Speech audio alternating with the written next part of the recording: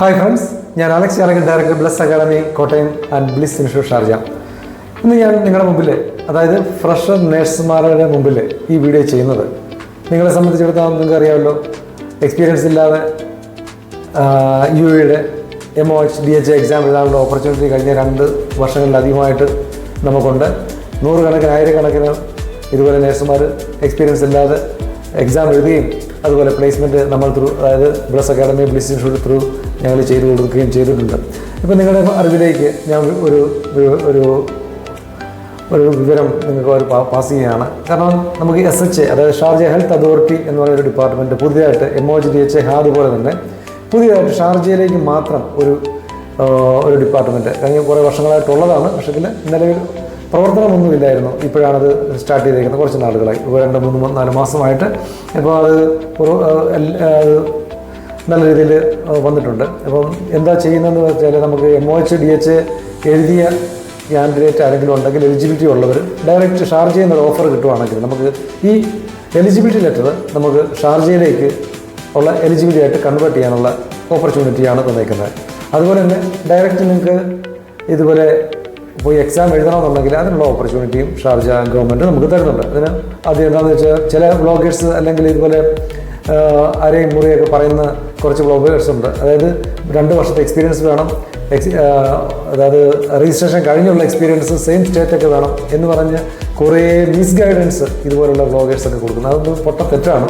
നമുക്ക് എക്സ്പീരിയൻസ് ആവശ്യം ഇപ്പോഴും നമുക്ക് DHAയിലോ MOHയിലോ ഹാദിലോ ഒന്നും ആവശ്യമില്ല.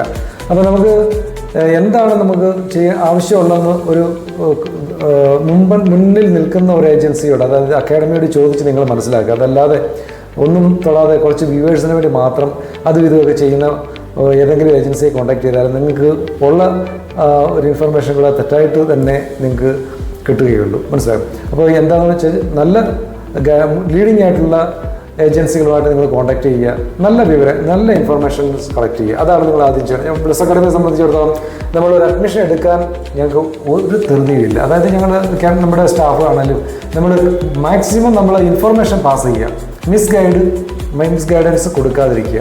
അതാണ് നമ്മുടെ ഒരു പ്ലാൻ. എന്താണ് നിങ്ങൾക്ക് ഏതാണ് ഒരു ഫ്രഷേഴ്സ് നേഴ്സിനെ സംബന്ധിച്ചിടത്തോളം, ചില അക്കാഡമികൾ അന്വേഷിച്ചാൽ അവർ പറയും എക്സ്പീരിയൻസ് കാണും, ചിലടത്ത് പറയും വേണ്ട, ചിലടത്ത് പറയും എക്സാം എഴുതാൻ പറ്റുകയില്ല, ഗുഡ് സ്റ്റാൻഡിങ് കിട്ടത്തില്ല, ഗുഡ് സ്റ്റാൻഡിങ് വേണ്ട, പല കാര്യങ്ങളാണ് പല അക്കാഡമികൾ. അപ്പോൾ എന്തുകൊണ്ടും ബ്ലിസ്സിനെ സംബന്ധിച്ചിടത്തോളം നമുക്ക് ഷാർജയിൽ 10-20 വർഷമായിട്ടുള്ള ഒരു അനുഭവത്തിൻ്റെ വെളിച്ചത്തിൽ നമുക്ക് ഇതുപോലെ 10,000 കണക്കിന് നഴ്സുമാർക്ക് പ്ലേസ്മെൻറ്റ് കൊടുത്തതിൻ്റെ അനുഭവത്തിൽ നമ്മൾ അവിടെ എന്താണ് റീസെൻ്റ് ആയിട്ടുള്ള ലേറ്റസ്റ്റ് ആയിട്ടുള്ള അപ്ഡേറ്റ് എന്താണെന്നുള്ളത് നമ്മൾ വ്യക്തമായിട്ട് അപ് ടു ഡേറ്റ് ആയിട്ട് നമ്മൾ സ്റ്റുഡൻസിന് പാസ് ചെയ്യുന്നുണ്ട്. അപ്പം നമ്മൾ ആദ്യം ഒരു എക്സാം എഴുതണമെന്നുണ്ടെങ്കിൽ എക്സാം എഴുതിയാൽ മാത്രം പോരാ, പാസ്സായാൽ മാത്രം പോരാ. ചില കാൻഡിഡേറ്റ് നഴ്സുമാർ വിചാരിക്കുന്നത്, അവർക്ക് എക്സാം എഴുതണം, പാസ്സാകണം, ഇത് മാത്രമാണ്. എന്തിനാണ് നമുക്ക് ആത്യന്തികമായിട്ട് ജോലിയാണ് ആവശ്യമുള്ളത്, അല്ലേ? അപ്പോൾ ജോലി കിട്ടുന്ന എക്സാമാണ് ആദ്യം സെലക്ട് ചെയ്യേണ്ടത്. അതിന് നിങ്ങൾ അന്വേഷിക്കണം. ഇപ്പോൾ ദുബൈയിലാണെങ്കിലും ഷാർജയിലാണെങ്കിലും മറ്റ് എമിറേറ്റ്സുകൾ എവിടെയൊക്കെയാണോ നിങ്ങൾക്ക് എക്സ്പീരിയൻസ് ഉള്ളവരോ എക്സ്പീരിയൻസ് ഇല്ലാത്തവരായിക്കോട്ടെ, നമ്മൾ എക്സാം എഴുതി പാസ്സായാൽ മാത്രം പോരാ, നമുക്ക് അവിടെ ചെന്നാൽ ജോബ് കിട്ടണം. അതിനുള്ള സാധ്യതകൾ കൂടുതൽ ഏതാണ്, എക്സ്പെൻസ് കുറഞ്ഞ എമിറേറ്റ് ഏതാണ്, അപ്പോൾ അതൊക്കെ അന്വേഷിച്ച് അതിനെക്കുറിച്ചുള്ള ധാരണ ഉണ്ടെങ്കിൽ മാത്രമേ ഒരു എക്സാം എഴുതാവുള്ളൂ. അല്ലാതെ എക്സാം പാസ്സാകണം, അല്ലെങ്കിൽ എളുപ്പമായിട്ടൊരു എക്സാം പാസ്സാകണം, ഈസി ആയിട്ട് എക്സാം പാസ്സാകണം എന്ന് പറഞ്ഞൊരു എക്സാം എഴുതി പാസ്സായിട്ട് നിങ്ങൾക്ക് പോയി അവിടെ ചെന്നാൽ 4-5 മാസം ഇതുപോലെ കറങ്ങി നടക്കാമെന്നല്ലാതെ നമുക്ക് ജോബ് കിട്ടാനുള്ള സാധ്യത വളരെ കുറവാണ്. അപ്പോൾ നിങ്ങൾ അത് മനസ്സിലാക്കുക. നമ്മൾ എന്തുകൊണ്ടും നമ്മുടെ MOH എക്സാമാണ് നമ്മൾ മാക്സിമം നമ്മൾ പ്രിഫർ ചെയ്യുന്നത്. കാരണം ജോബ് കിട്ടാനും എക്സ്പെൻസ് കുറഞ്ഞുള്ള അക്കോമഡേഷൻ താമസിക്കാനും പിന്നെ 5 എമിറേറ്റ്സിന് വർക്ക് ചെയ്യാം.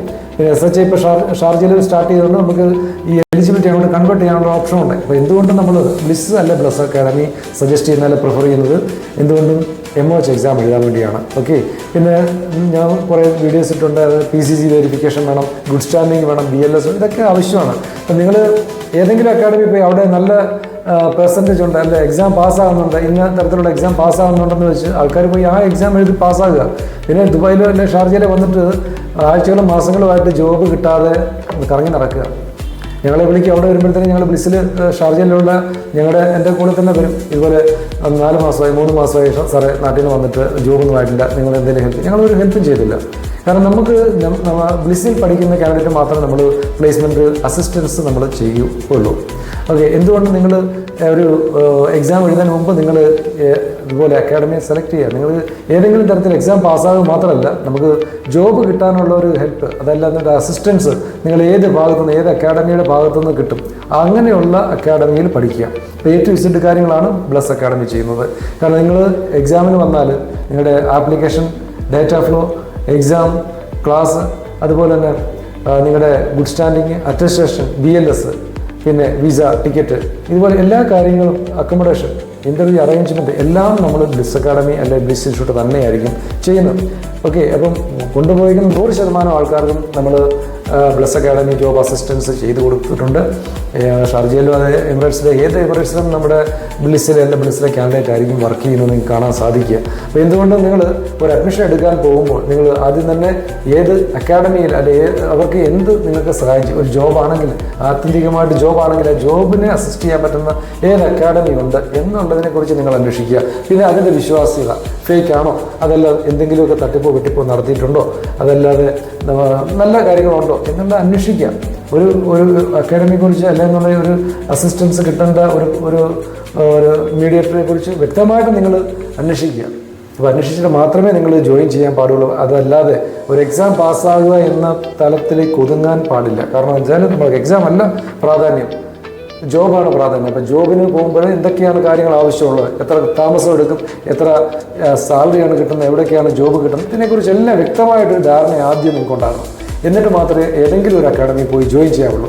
Okay, thank you. അപ്പം ഈ ഇതുപോലുള്ള കാര്യങ്ങൾ നിങ്ങൾ അറിഞ്ഞിരിക്കുക. അഡ്മിഷൻ എടുക്കുന്നപ്പം നിരവധി ആൾക്കാർ ഇപ്പം ജോയിൻ ചെയ്യുന്നവർ, കാരണം എക്സാം റിസൾട്ട് വന്ന് 1-2 മാസമായിട്ടുണ്ട്. സർട്ടിഫിക്കറ്റ് കിട്ടുന്നതിനനുസരിച്ച് കൂടുതൽ ആൾക്കാർ ജോയിൻ ചെയ്യുന്നുണ്ട്. നിങ്ങൾക്കും ബ്ലസ് അക്കാഡമി അപ്രോച്ച് ചെയ്യാൻ ഏത് സമയത്തും നമ്മൾ നിങ്ങളുടെ അസിസ്റ്റൻസ് വേണ്ടി തയ്യാറായിരിക്കും. Thank you very much.